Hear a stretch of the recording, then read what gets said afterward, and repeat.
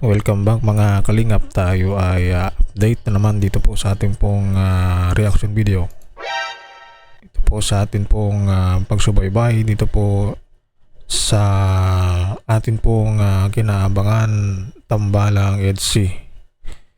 Kung bago pa lang kayo sa ating channel, muli pong inanyahan po tayo mag-subscribe, like at suportahan po natin ang founder ng Kalingap, Kuya Bal Santos Matubang, atin na vlogs at Kalingap Rab, para po sa atin pong pagsuporta sa team Kalingap. Ito po ang atin pong reaction video dito po tungkol po sa bulong. Ano ang mga expectation dito po sa birthday ni Beyonce? Kalingap Ido, handa na ba? Ito po atin pong pagsubaybay at pagtalakay dito po sa bulong ni Dr. Love. Ano kaya ang bulong ni Dr. Love tungkol po sa birthday celebration ni Beyonce?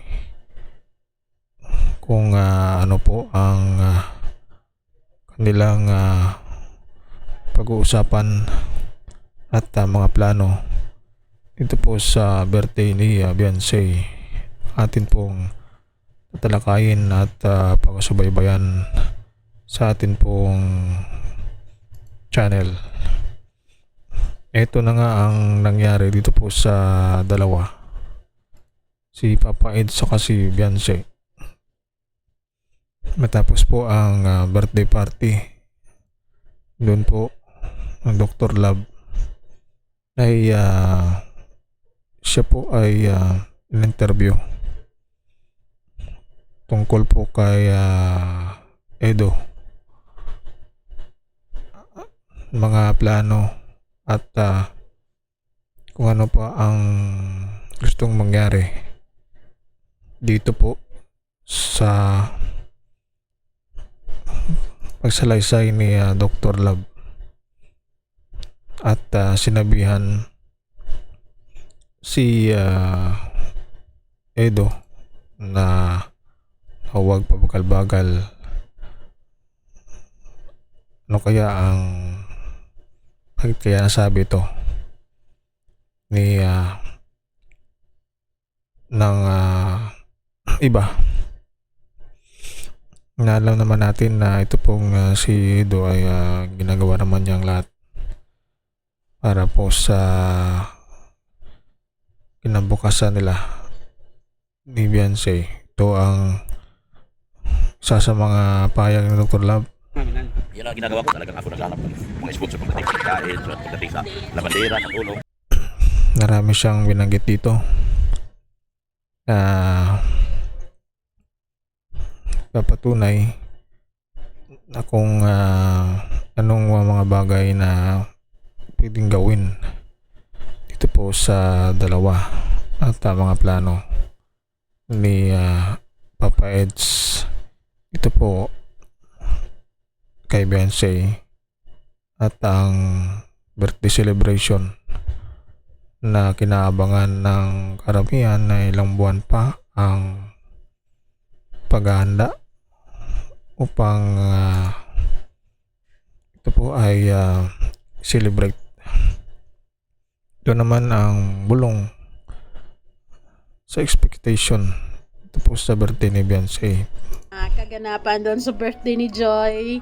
Ayun, sobrang masayang-masaya sila, kaya alam ko na sobrang masayang-masaya ang puso nila. At syempre, naniniwala din ako sa ito at dito nga papansin natin na itong pong dalawa ay sobrang saya na nga sa isa't isa. Di na makakaila ang kanilang pagmamahalan at ito may binanggit na ayaw namang pa-vlog itong si Papa Eds. Lamang siguro pag tapos na o sila na o kaya ay hantong na doon po sa seryosong kalagayan nilang dalawa ay malamang ay yun na ang isa sa mga sinyalis o kaya ay sila ay mag-asawa na, ay talagang ayaw na siguro yung magpa-vlog o minsan nagbibiroan lamang sila dito ng ilang mga kasamahan na Papa Edo ay binablog ng mga kasamahan. Pero alam naman natin yung Papa Edo ay handang tumulong dito po sa kanyang mga kasamahan, lalo na kay Dr. Love na siyang nagdala upang umangat ang channel ni Dr. Love dahil po kay Papa Edo. Ito ang ang EDC is totoong masaya talaga on or off cam.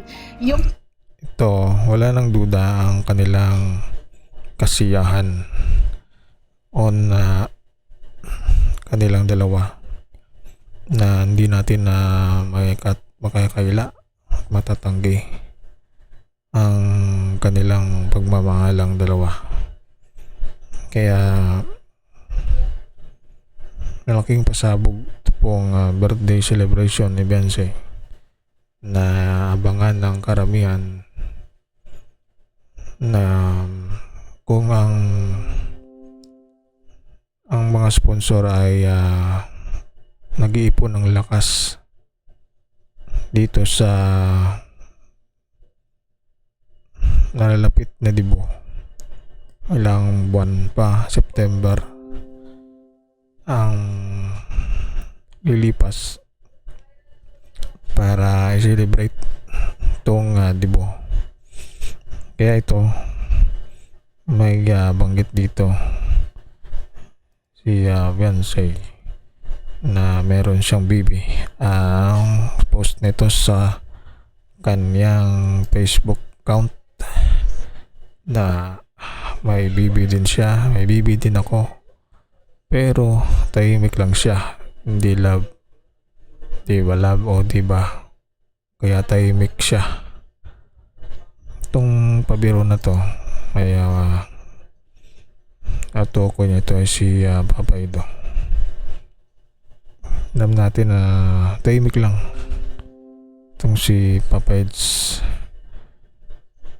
kaya nito hindi nag-reply o hindi nagsalita, kaya tahimik lang. Ito yung mga hugot post lang naman to. Kaya dito natin mapapansin at makikita ang dalawa, kanilang kasiyahan sa isa't isa at pagmamahalang wagas ay hindi na matutumbasan ang tambalang EDC, Edo at Beyonce. Ito ang ating pagkasubaybayan sa ating sunod na update. Ang mga bulong at update ay naabangan ang vlog ng dalawa, kasi wala pang upload si Kalinga Prab tungkol sa kanilang part 74 nata. Kaya mga natin ang sunod nilang vlog at sa ating reaction, sunod nating update sa ating channel.